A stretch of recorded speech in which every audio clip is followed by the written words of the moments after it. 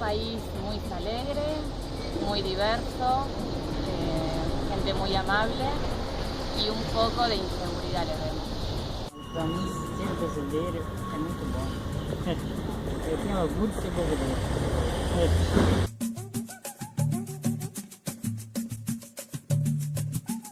Ser brasileiro para mim é ter direitos, é poder gozar do que o país tem para oferecer para a gente, é não ter assim tanta corrupção no país, porque isso acaba prejudicando a camada mais pobre.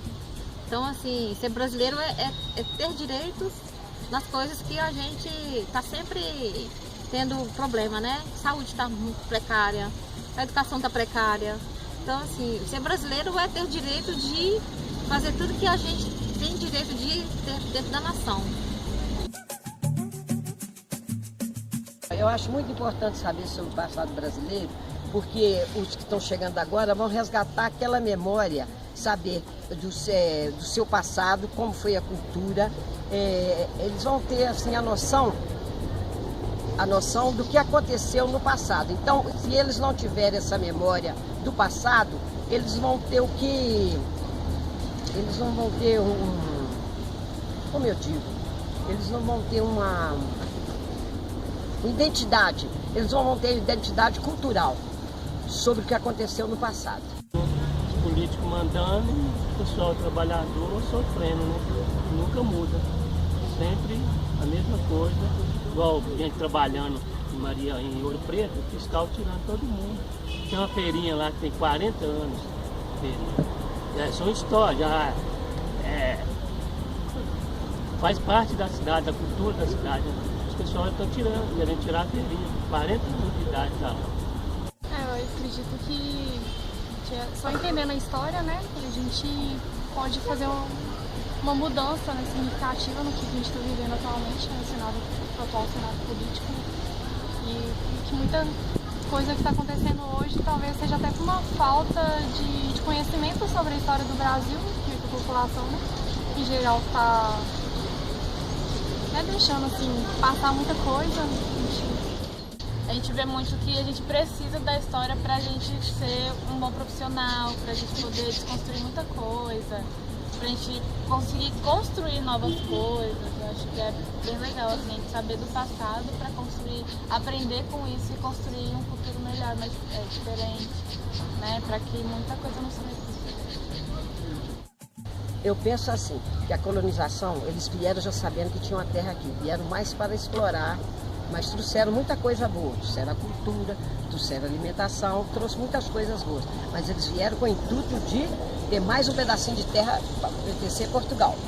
Mas acontece que alguém do meio deles, o Dom Pedro, ficou alertado, ficou encantado com o povo brasileiro e ficou do nosso lado, onde deu a independência do Brasil. Então hoje nós podemos falar com orgulho. Nós somos uma nação brasileira, temos nossa própria identidade cultural e histórica. Um seminário sobre história da historiografia brasileira, cujo nosso tema é a formação disciplinar e suas diversas configurações. Para isso, nós tivemos 2 textos básicos.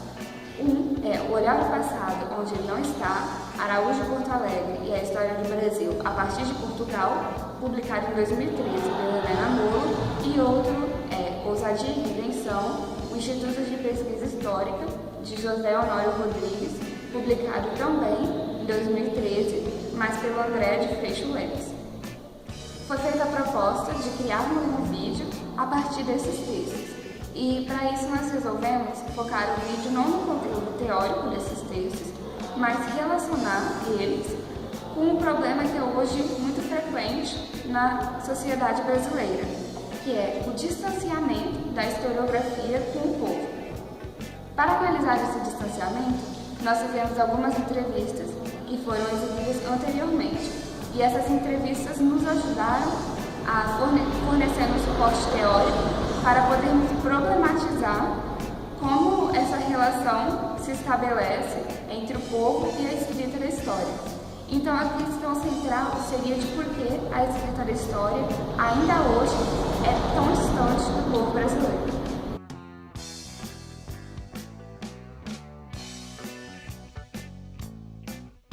O Instituto Histórico Geográfico Brasileiro foi criado em 1838 por um grupo de comerciantes, o SAI, Sociedade Auxiliadora de Indústria Nacional, a fim de promover uma história brasileira que servisse a uma identidade nacional. Porém, mesmo com essa tentativa de disciplinarização da história a partir da HGB, não houve uma disseminação efetiva para o povo brasileiro, formando essa lacuna em relação à cultura histórica. Uma tentativa de criação de um instituto semelhante ao IHGB foi proposto por José Honório Rodrigues entre 1945 e 1952. Ele visava criar o Instituto de Pesquisa Histórica no Brasil, o IPH, com o objetivo de não só renovar e transformar o estudo histórico brasileiro, como também redimensionar a importância da história como saber acadêmico, além de sua necessidade como meio seguro na orientação no campo. Entretanto, tal projeto pensado por Rodrigues não chegou a se concretizar. Vou comentar brevemente sobre o artigo A Independência e uma cultura de história no Brasil, cujos autores, locais e métodos de produção estavam disponíveis na descrição do vídeo. É um artigo que trabalha a relação da produção acadêmica e seu elo com a disseminação desse conteúdo no público em geral. É dividido em duas partes, onde a primeira é uma pesquisa empírica, que consiste em perguntas relacionadas ao tempo da independência do Brasil, datas, nomes e personagens, a qual a importância desse evento para o país, o que apresentou uma grande quantidade de erros e desinteresse dos entrevistados acerca do assunto.